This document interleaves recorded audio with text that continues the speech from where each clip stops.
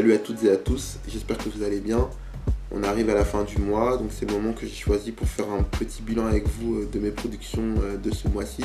Mon métier me permet de rencontrer des joueurs de foot actuels ou anciens, ou des personnes, on va dire, liées au monde du football. Donc je me suis dit que c'était une opportunité et une chance de vous les faire partager. Donc je ne vous promets pas que je sortirai des Omar Da Fonseca chaque semaine, mais dès que l'opportunité se présentera, comptez sur moi pour la saisir. Donc ce mois-ci, il y a 3 interviews qui ont été publiées pour sofoot.com. Donc la première, c'était une interview de Sidney Govou, qui est un ancien international français qui a passé la grande partie de sa carrière à l'Olympique Lyonnais et qui évoluait dans un rôle d'ailier, même s'il a été formé au poste d'avant-centre. Récupération Thierry Henry.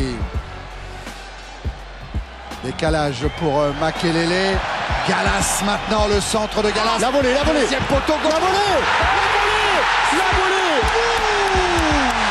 On va retracer un peu l'histoire de l'ailier, le rôle des ailiers, quelle est la référence du poste pour Sidney Govou, quelle est la différence entre le milieu latéral, donc typiquement c'était David Beckham ou Ryan Giggs dans le 4-4-2 à plat de Manchester United. Rachid Mekloufi, vous êtes capitaine de l'AS Saint-Etienne. Voilà combien de temps que vous êtes au club?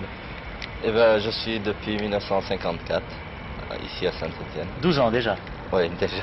Et cette année, comment est-ce que vous voyez l'attaque de l'AS? Jusqu'à présent, nous avons pas mal tourné. Et je crois qu'avec la rentrée d'Herbin, il va encore nous donner un peu plus de renfort et je pense que ça va pas mal marcher. Est-ce que vous voyez bien armé pour un titre de champion de France? Oui, je crois que cette année, c'est sérieux chez nous.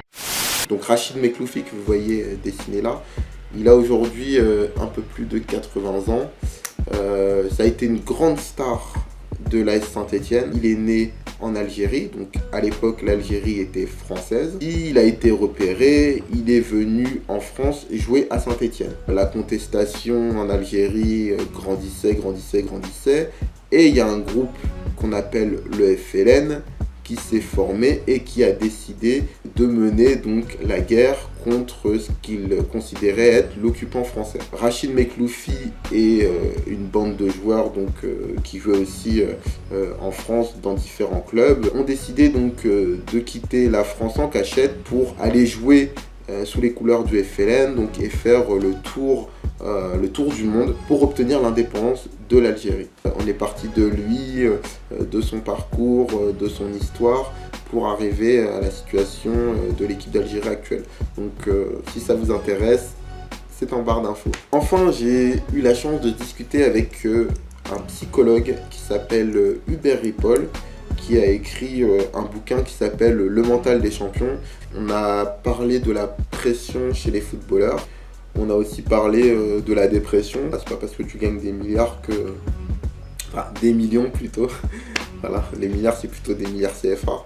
Comment est-ce que quelqu'un qui peut être aussi riche et avoir finalement tout ce qu'il veut peut tomber en dépression? Ensuite, on est rentré un peu plus dans tout ce qui était management.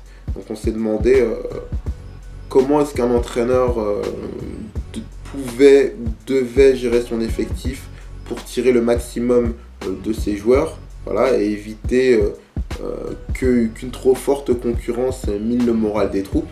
Donc on s'est penché évidemment sur le cas de Raymond Domenech.